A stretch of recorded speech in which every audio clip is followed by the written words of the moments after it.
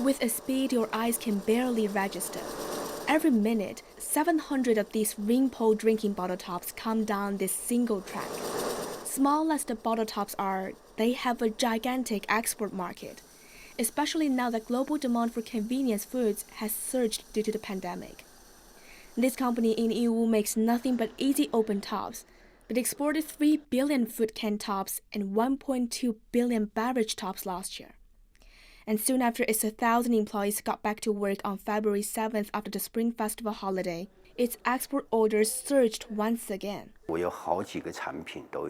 Some of our production is already booked until July or August. Especially tops for small cans like canned fish have seen orders jump a lot. While at this time in previous years, orders would only run through April. This textile exporter in Shanghai has also been kept busy after the holiday. We've added another 10 or 20% to our production capacity, with many of our factories in Jiangsu, Zhejiang, and Anhui resuming work very quickly. They've hired more workers and bought new equipment to raise their efficiency. The demand worldwide has surged, but the problem is how to arrange shipping to get the products to their overseas clients on time. Trading firms say though the situation has improved, they still need a lot of advanced planning, and the high shipping rates are still eating up their profits. The freight rate to South America has gone back to around $10,000 US, but that's still 5 or 6 times what it was before the outbreak. We now have to book shipping space half a month ahead, or 10 days if the situation is better.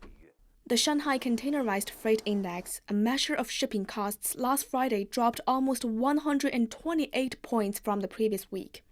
Experts say, however, that the slight decline was mainly due to the short-term fall in export volumes during the Spring Festival break. But in the long run, they expect shipping prices to continue high throughout this year. Shipping companies are doing everything they can to keep things under control. For a shipping company like Costco and also like Maersk, is trying to send in the direct and long-term contract with some shippers, and also for the shippers, they can lock the price 50% lower than the on-demand transportation price. A lot of players were trying to build some overseas warehouse in US, in Europe. They can put the goods even before their customers put their order something else. So ocean freight transportation is more planned. And thanks to the regional comprehensive economic partnerships taking effect this year, some companies are already taking advantage of these ideas. The RCEP has brought a tariff cut to our exports to Japan. We now focus on developing intermediary or offshore trade with supply chain bases in Vietnam and Cambodia.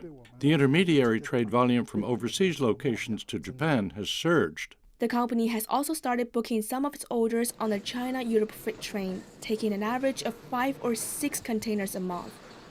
Shanghai put 1 additional train a month on the route beginning in February. But of course, things in Europe have changed since then. All of our routes now pass through Russia. None of these routes passes through Ukraine or Lithuania, so currently operations have not been affected.